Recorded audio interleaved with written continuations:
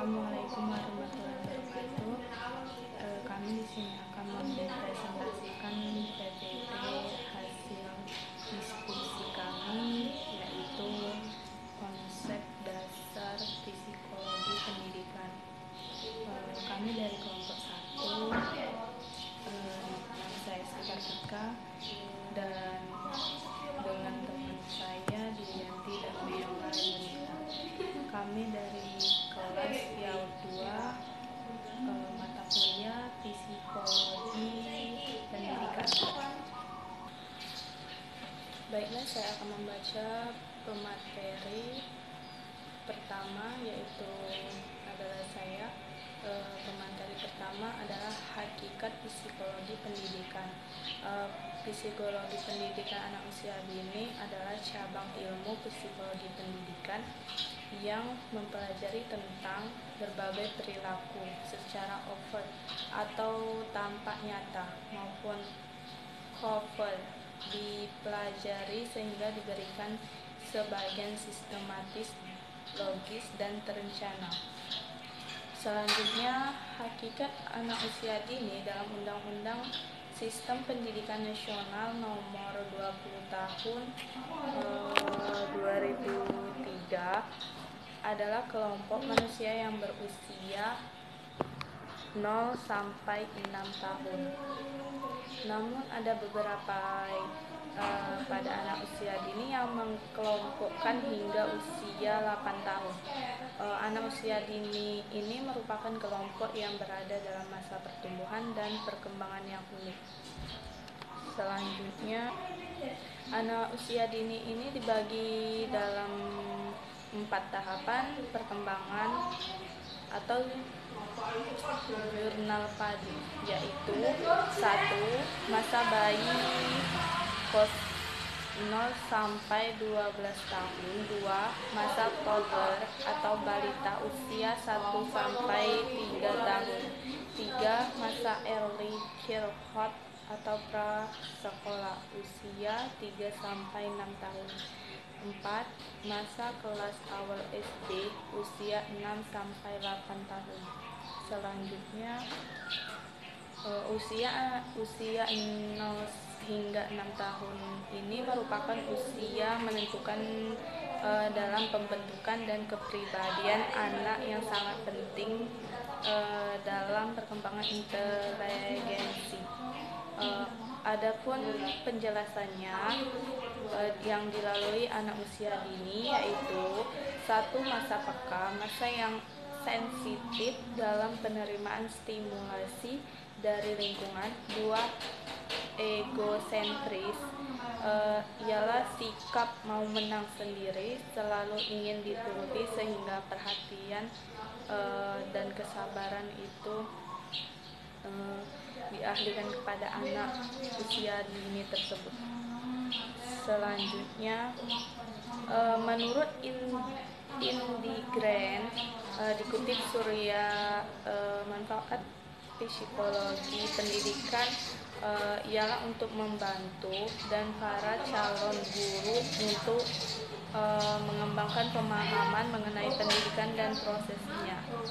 Sementara itu, menurut Chaplin, psikologi pendidikan ialah cara menggunakan untuk disusun secara rapi dan sistematis. Selanjutnya, psikologi pendidikan adalah salah satu cabang psikologi.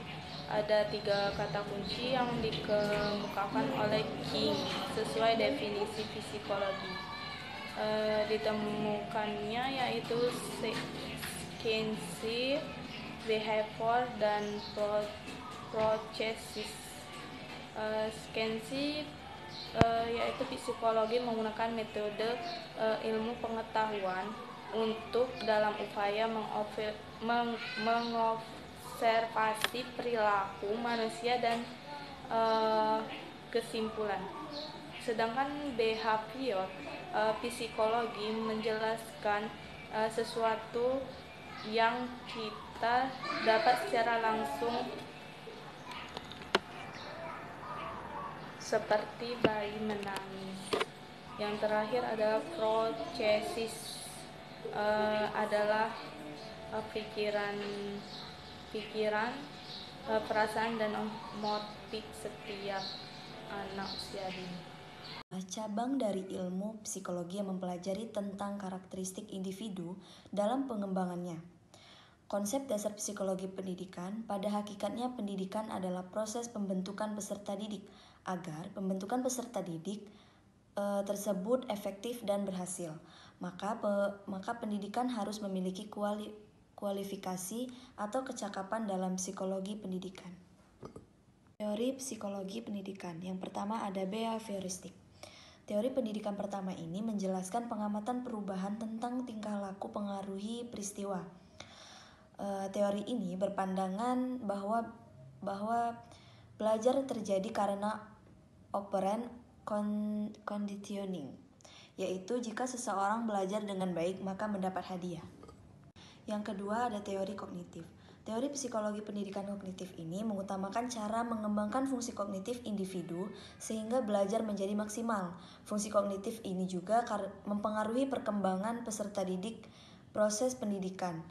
Kognitif adalah kemampuan psikis atau mental manusia berupa mengamati, melihat, menyangkal, dan lain-lain sebagainya. Dan yang ketiga ada teori humanisme. Teori psikologi pendidikan menjelaskan bahwa seorang memilih dipelajari, mengusahakan, dan menilai proses pembelajaran sendiri. Yang keempat, ada teori konstruktivisme.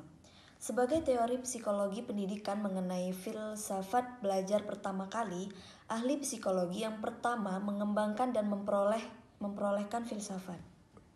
Selanjutnya ada objek kajian psikologi pendidikan.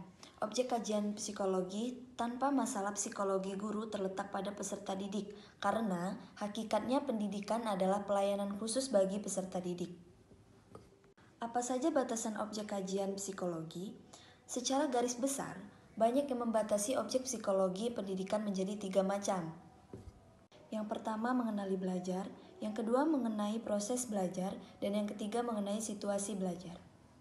Selanjutnya ada psikologi pendidikan sebagai sebuah disiplin ilmu. Psikologi pendidikan asasnya adalah sebuah disiplin psikologi yang khusus mempelajari, peneliti, dan membahas seluruh tingkah laku manusia yang terlibat dalam proses pendidikan, meliputi tingkah laku belajar, tingkah laku mengajar, dan tingkah laku belajar mengajar. Psikologi pendidikan adalah sebuah subdisiplin ilmu psikologi yang berkaitan dengan teori dan masalah kependidikan yang berguna dalam hal-hal sebagai berikut, yaitu 1. Prinsip-prinsip belajar dalam kelas, dan yang kedua adalah pengembangan dan pembaharuan kurikulum, yang ketiga ujian dan evaluasi bakat dan kemampuan, 4. Sosialisasi proses-proses dan interaksi proses tersebut dengan penyalahgunaan ranah kognitif, dan yang terakhir 5. Penyelenggaraan pendidikan keguruan. 3. Latar belakang lainnya psikologi pendidikan.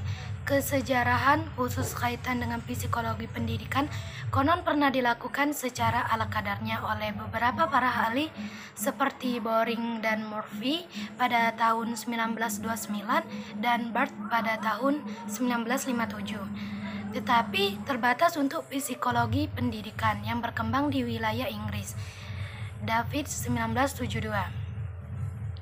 Kenyataannya dapat bahwa penggunaan psikologi pendidikan dalam dunia pendidikan berlangsung sejak zaman dahulu. Selanjutnya, psikologi pendidikan lebih pesat berkembang di Amerika Serikat. Meskipun tanah kelahirannya sendiri di Eropa, kemudian dari negara adidaya psikologi pendidikan menyebar seluruh benua sampai di Indonesia.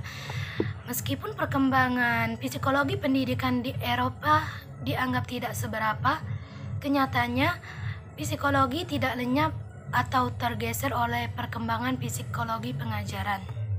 Sekarang, semakin dewasa usia psikologi pendidikan, semakin banyak pakar psikologi dan pendidikan berminat mengembangkan kenyataan lain menunjukkan kepesatan perkembangan psikologi pendidikan.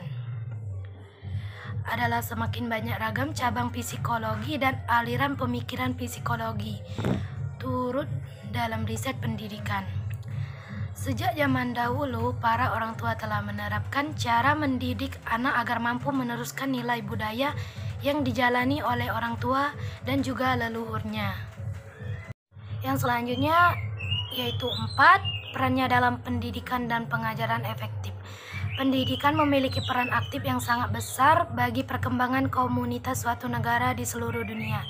Tanpa adanya pendidikan terencana dengan baik, maka akan memberikan pengaruh buruk bagi setiap individu dalam negara. Ini akan mempengaruhi kualitas bagi negara itu sendiri. Pendidikan memiliki peran dan fungsi yang amat besar bagi negara itu sendiri. Pendidik memiliki peran dan fungsi yang amat besar bagi diri sendiri, masyarakat, lingkungan, agama, dan bangsa. Mungkin itu saja hasil presentasi dari kelompok kami. Terima kasih untuk yang sudah mendengarkan. Saya akhiri. Wassalamualaikum warahmatullahi wabarakatuh.